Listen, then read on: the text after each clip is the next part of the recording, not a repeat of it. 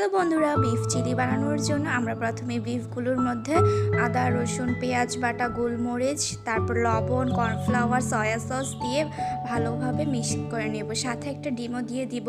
কিছুক্ষণ ম্যারিনেট করে রাখার পর তারপর ভেজে নেব। এই তো সুন্দর করে লাল লাল করে ভাজবো। তারপর হচ্ছে একটা কড়াইয়ে রসুন কুচি, পেঁয়াজ কুচি আর সাথে ক্যাপসিকাম, কাঁচামরিচ দিয়ে ভালোভাবে নেড়ে নেব। তারপর টমেটো সস দিয়ে দিব বেশি করে, দেন সয়া সস দিয়ে দিব। এই তো সুন্দরভাবে এটাকে কষিয়ে নেব আর সাথে মরিচ দিয়ে দিব। এই তো সুন্দর করে কষিয়ে এতে এখন বিফগুলো দিয়ে দিব ভেজে রাখা। তো তৈরি হয়ে গিয়েছে, এখন ধনেপাতা দিয়ে দিব। এই তো সুন্দর মজাদার রেসিপি।